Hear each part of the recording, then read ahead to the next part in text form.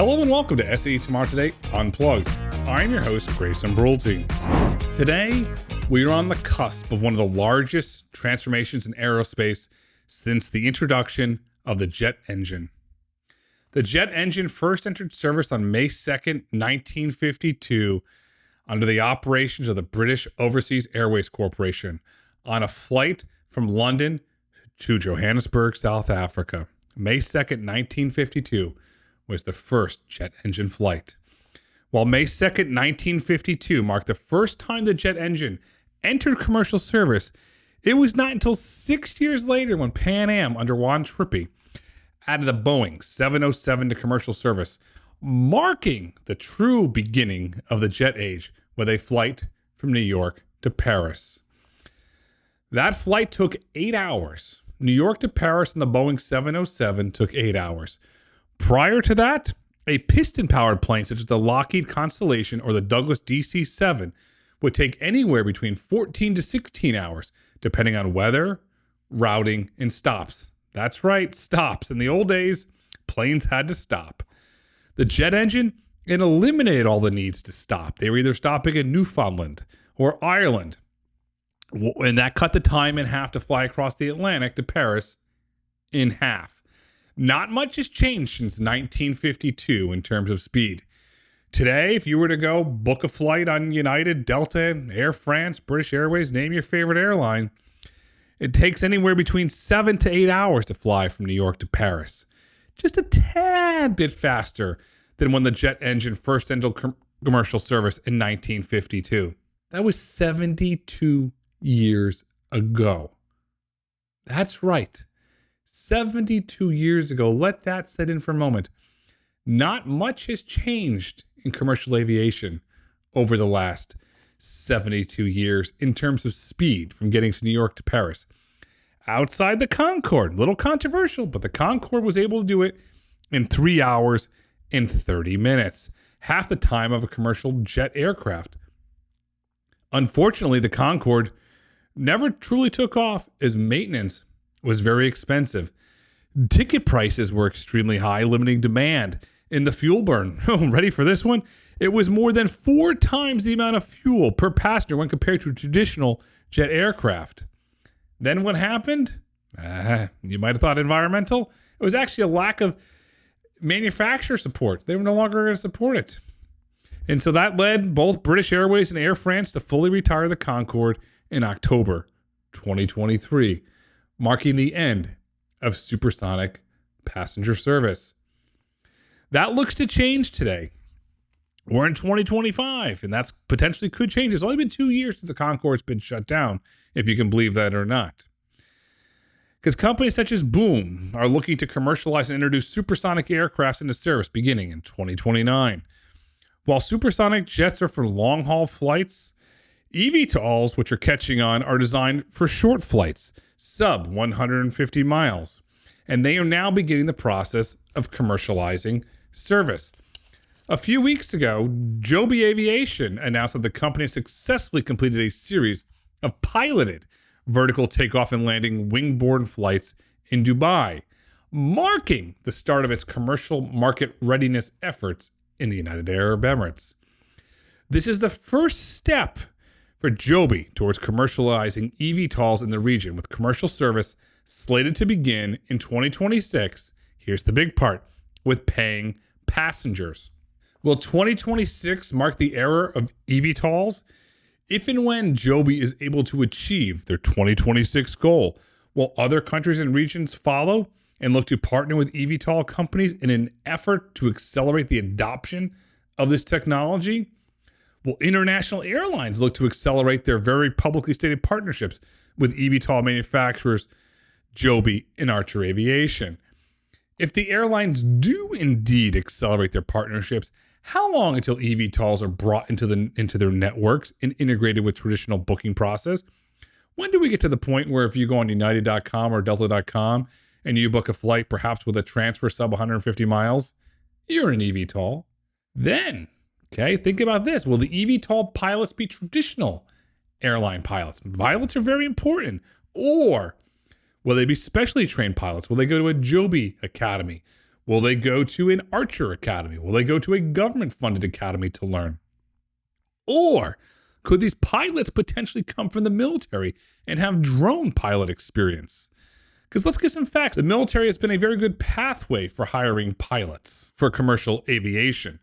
In the 1970s to the 1990s, 2/3 of all airline pilots were ex-military. Today, that number has dropped to roughly 30%. Could eVTOLs potentially re-accelerate the military to commercial aviation career path? If so, what impact will this have on civilian flight schools and university aviation programs? With more potential pilots, could this mean more flights, less wait times? And with more flights, it's in the news a lot. Gotta ask you, how will the air traffic control process change? Do we need more air traffic controllers? Or do we ever get to the point where there's too many aircrafts in the sky at one time? Could the Jetsons soon become a reality? Could I be George Jetson? Could you be Mrs. George Jetson? And we have to get in our eVTOLs and get in line. Traffic is similar going down the 405 in LA. I know it could sound silly, in some cases funny, but you have to compare the Jetsons to reality because a lot of what's happened in society has been predicted in TV shows and movies.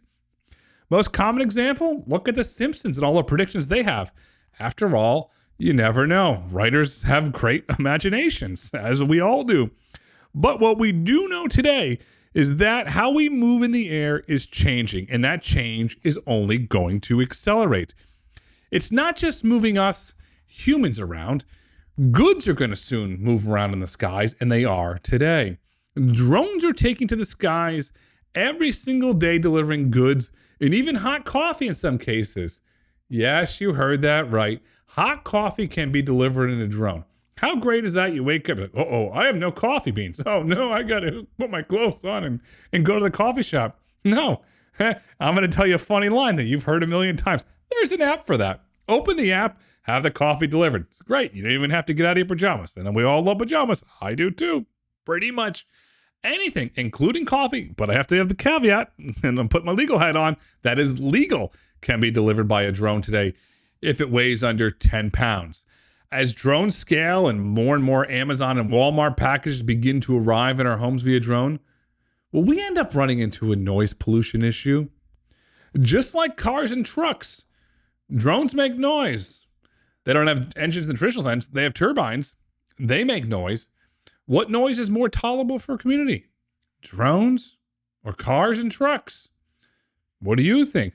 Or do we simply get to a point where noise becomes part of our daily lives and we forget about it? As the emotion of convenience outweighs everything. I need it. I need it now. Does that outweigh the noise? In some cases, it might. Or are we on the verge of a WALL-E society, the great Disney Pixar movie, where we are glued to our devices and everything is brought to us? We could be. And if we are, remember, exercise is good for you. Get your 10,000 steps in, lift some weights. No matter where we are heading, know this. How we move and how we have our goods delivered is about to change forever. Some might say it's for the best. Some might say it's for the worst.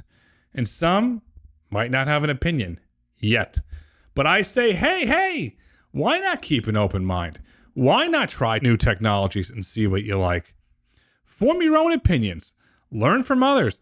Perhaps if, as a society, we took this approach, we might have interactions with each other. We might even say hi to a stranger and say, hi, how's your day going? Nice to meet you. I'm Grayson. Or in your case, you might say, hi, I'm Jane. Or hi, I'm Bob. Or hi, I'm Henry. You never know.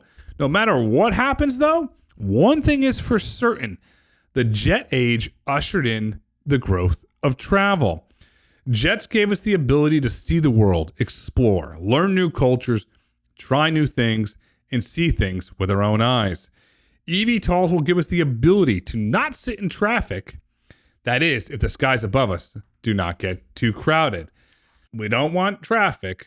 We want smoothness. There's a lot of progress being made in aerospace, and there's a lot of progress being made in terms of how we move, how we travel, and how we have goods delivered. What impact do you think eVTOLs and drone delivery will have on society? Will they have the same impact that jets have on society? Will it usher in global business, global travel? That's what jets did. What will eVTOLs and drone delivery usher in? Let us know by sending an email to podcast@sae.org. That is podcast@sae.org. We'd love to know what you think and to gather your insights on where you think this is going. Your input is very important to us. As we look to wrap up this Unplugged, I will leave you with one last question. Would you ride in an eVTOL? What if that eVTOL did not have a pilot? Would you still ride in it? Or would you have second thoughts? What if a friend did it and posted all about it on Instagram or TikTok? Would you have FOMO, fear of missing out? Would that force your hand? Would you give into that fear and go for it because you do not want to miss out? Let us know. Send us an email at podcast@sae.org. We would love to hear from you. Today is tomorrow. Tomorrow is today. The future is a changing landscape. SAE International makes no representations as to the accuracy of the information presented in this podcast. The information and opinions are for general information only. SAE International does not endorse, approve, recommend, or certify any information, product, process, service, or organization presented or mentioned in this podcast.